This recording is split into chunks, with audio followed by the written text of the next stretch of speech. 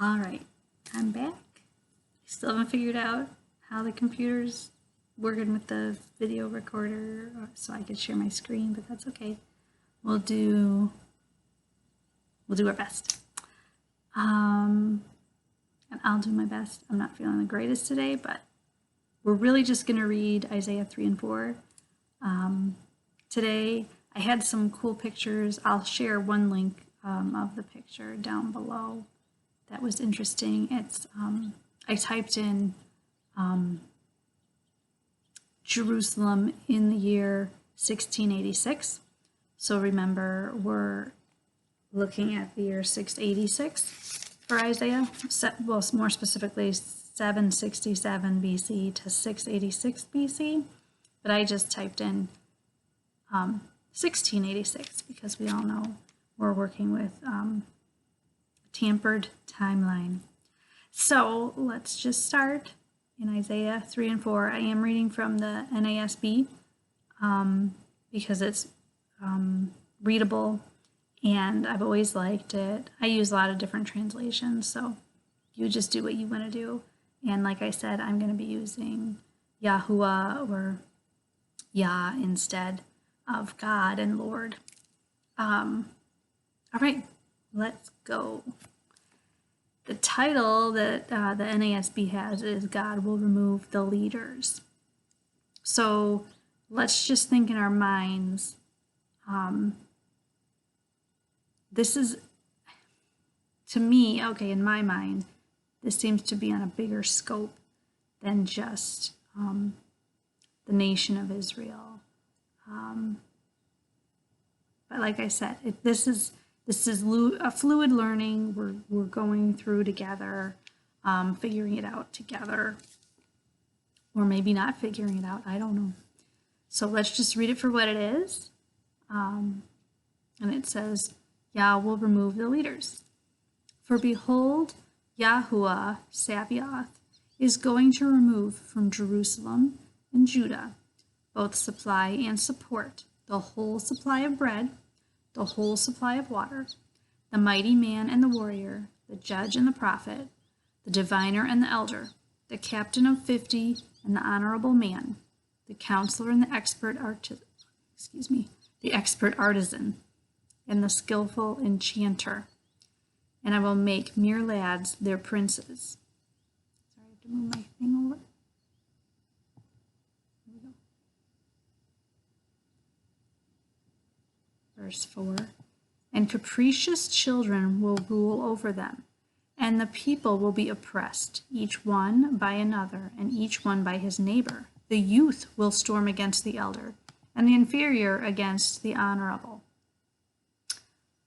I want to go back. There are some notes in here for supply of bread. So it says he will, both the supply of bread and water will be removed. So it says literal translation of supply of bread is staff, and supply of water, same. Okay. So history repeats itself. I don't know, just saying. And it sounds like he said, for Jerusalem and Judah, I guess we could kind of say the people reading this would know who Isaiah was referring to. The mighty man, the warrior, might be a little bit more poetic. But I don't know. I guess it could go either way, right? The diviner and the elder. So is there one head honcho, or are there many? Is it just that group in general? People who do that? The skillful enchanter. So that's what I'm trying to figure out with the Old Testament too, and New Testament, like in Revelation. Some things are literal, some things are not.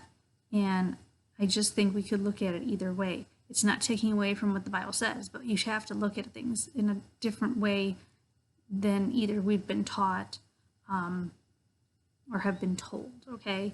So I'll just pause here for a second. So when I was in Bible college, 20 plus years ago, they said, coming from the Baptist background, interpret scripture upon the context. And they, of course, taught which books were supposed to be literal and which ones are supposed to be symbolic. So yeah, I might be rambling on a little bit, but yeah, let's keep going. Okay.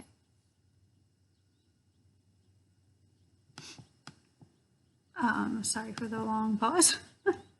Verse 6. When a man lays hold of his brother in his father's house, saying, "You have a cloak, you shall be our ruler, and these ruins will be under your charge," he will protest on that day, saying, "I will not be your healer."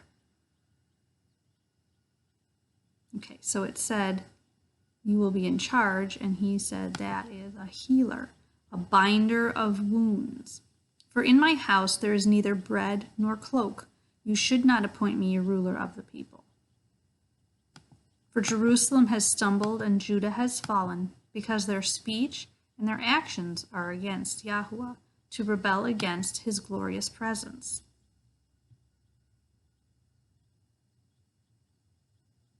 Okay, sorry, I'm getting a note out of the way. Oops. Sorry for the long pauses. My mind is really slow today. I'm telling you, I think sometimes they put stuff in the air. Anyways. Verse 8. "For Jerusalem has stumbled, Judah has fallen. Their speech and actions are against Yahuwah, to rebel against his glorious presence. The expression of their faces bears witness against them, and they display their sin like Sodom. They do not even conceal it. Woe to them." Again, history repeats itself. "For they have brought evil on themselves. Say to the righteous that it will go well with them, for they will eat the fruit of their actions. Woe to the wicked, it will go badly with him." So "it will go badly with him" is in italics, which means it probably wasn't there. Let me look in my other, my Names of Yah Bible. So that's verse 11 where that says that. "How horrible it will be for the wicked, disaster will strike them. What they have done will be done to them."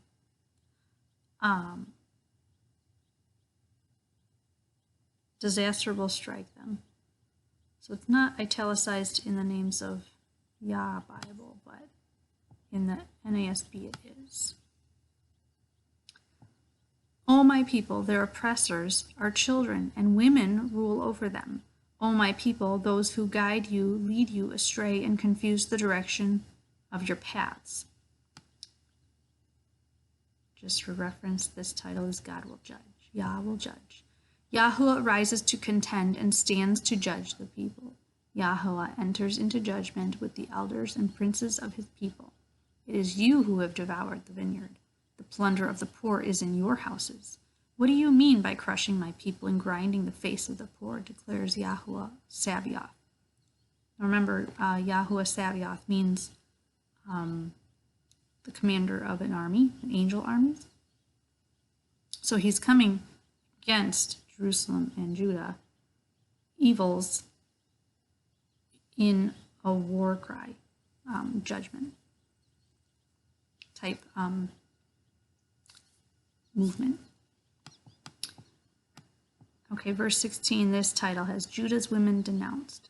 "Moreover, Yahuwah said, because the daughters of Zion are proud and walk with heads held high and seductive eyes and go along with mincing steps and tinkle the bangles on their feet."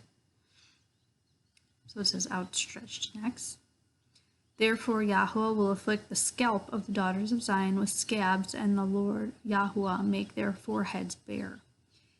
In the day of Yahuwah, in that day, Yahuwah will take away the beauty of their anklets, headbands, crescent ornaments." So remember, crescent ornaments, I'll have to look that up later. That has to do with worshiping a false deity. Well, in my opinion, and others, the deities are real. They are demonic or fallen angels. Okay, he will take away their crescent ornaments, dangling earrings, bracelets, veils, headdresses, ankle chains, sashes, perfume boxes, amulets, finger rings, nose rings, vestal robes, outer tunics, cloaks, money purses, hand mirrors, undergarments, turbans, and veils. Verse 24. Now it will come about that instead of sweet perfume, there will be putrefaction. Instead of a belt, a rope. Instead of well-set hair, plucked out scalp. Instead of fine clothes, a donning of sackcloth, and branding instead of beauty. Your men will fall by the sword, and your mighty ones in battle, and her gates will lament and mourn, and deserted she will sit on the ground. Okay, here's chapter 4. A remnant prepared. For 7 women will take hold of one man in that day, saying, we will eat our own bread and wear our own clothes, only let us be called by your name, take away our reproach. In that day, the branch of Yahuwah will be beautiful and glorious, and the fruit of the earth will be the pride and the adornment of the survivors of Israel. It will come about that he who is left in Zion and remains in Jerusalem will be called holy, everyone who is recorded for life in Jerusalem. Yahuwah has washed away the filth of the daughters of Zion and purged the bloodshed of Jerusalem from her midst by the spirit of judgment and the spirit of burning. Then Yahuwah will create over the whole area of Mount Zion, over her assemblies, a cloud by day and even smoke, and the brightness of flaming fire by night, for over all the glory will be a canopy. So a couple of references here back to Exodus, which he did for the Israelites then. The canopy is a shelter. So that's what it says in verse 6. There will be a shelter to give shade from the heat by day and a refuge and protection from the storm and the rain. A hiding place. It reminds me of Sukkot, which is coming up, where you have a temporary shelter. It's coming up next week. So let's see if there's any other verses that are referenced here. It doesn't look like this particular translation has any. But anyways, this is a short video, like I said, and these were short chapters. Let's go back and compare, I think, the end of chapter 2 with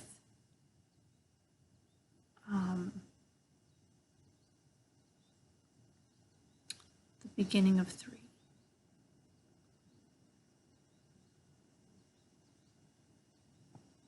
Okay. So the end of chapter 2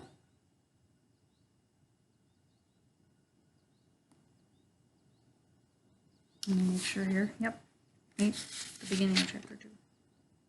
The beginning of chapter 2. And then the beginning of chapter 3. Okay. So in chapter 2, it states, and I highlighted this, in the last days, the mountain of Yahuwah's house will be established as the highest of mountains and raised above the hills. All the nations will stream to it. Then many people will come and say, let's go to the mountain of Yahuwah, to the house of Elohim, the Elohim of Jacob. He will teach us his ways that we may live by them, and the teachings will go out from Zion. The word of Yahuwah will go out from Jerusalem. Then he will judge disputes between nations and settle arguments between many peoples. They will hammer their swords into plow blades and their spears into pruning shears. Nations will never fight against each other, and they will never train for war again. Come, descendants of Jacob, let's live in the light of Yahuwah. Okay. So that is what will be, and actually we can go to Micah 4 in a second because that is referenced in this Bible, just for interest. And then now I read that Yah's judgment would be against Jerusalem and Judah. So removing Jerusalem and Judah. Supply and support, water. Every high and mighty individual or groups, capricious children, will rule instead. So we go from what will be in chapter 2 to what is currently happening now in Isaiah's time, or in this time of judgment, which we really don't know. So let's go to Micah 4.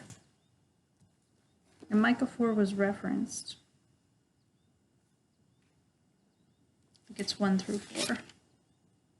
1 through 3. So this is for chapter 2, but I'm sure it goes along with the other chapters. Okay. Thanks for staying with me. I know it might be hard, and I'm kind of talking slowly and quietly and long pauses. Anyways, okay.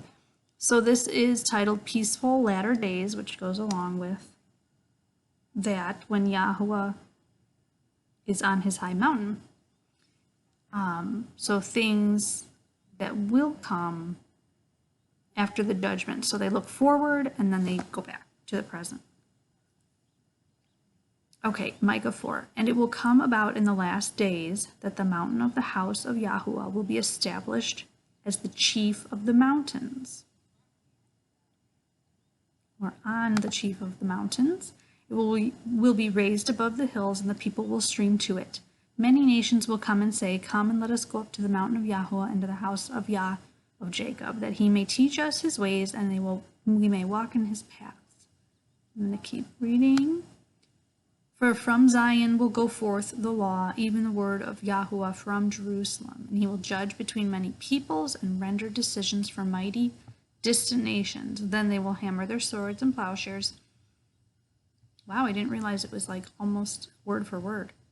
And their spears into pruning hooks. Nation will not lift up sword against nation, and never again will they train for war. Never again. So this is... let's keep reading, just in case. Like I said, context is important. Verse 4, each of them will sit under his vine and under his fig tree, with no one to make them afraid. For the mouth of Yahuwah of Sabaoth has spoken. Though all the peoples walk, each in the name of his God, as for us, we will walk in the name of Yahuwah our Elohim forever and ever. In that day, declares Yahuwah, I will assemble the lame and gather the outcasts, even those whom I have afflicted. So those that were judged will be the remnant. Verse 7, I will make the lame a remnant, and the outcasts a strong nation. And Yahuwah will reign over them in Mount Zion, from now on and forever. As for you, tower of the flock, hill of the daughter of Zion, to you it will come, even the former dominion will come, the kingdom of the daughter of Jerusalem. Now why do you cry out loudly? Is there no king among you, or have your counselor perished? That agony has gripped you like a woman in childbirth. Writhe and labor to give birth, daughter of Zion, like a woman in childbirth, for now you will go out of the city, dwell in the field, and go to Babylon. There you will be rescued. There Yahuwah will redeem you from the hand of your enemies. And now many nations have been assembled against you, who say, let her be polluted, and let our eyes gloat over Zion, or look on over Zion. But they do not know the thoughts of Yahuwah, and they do not understand his purpose. For he has gathered them like sheaves to the threshing floor. Arise and thresh, daughter of Zion, for your horn I will make iron, and your hooves I will make bronze, that you pulverize many peoples, that you may devote to Yahuwah their unjust gain, and their wealth to the Yah of all the earth. It's an interesting chapter too, so it goes on a little bit into more detail of what that time would be.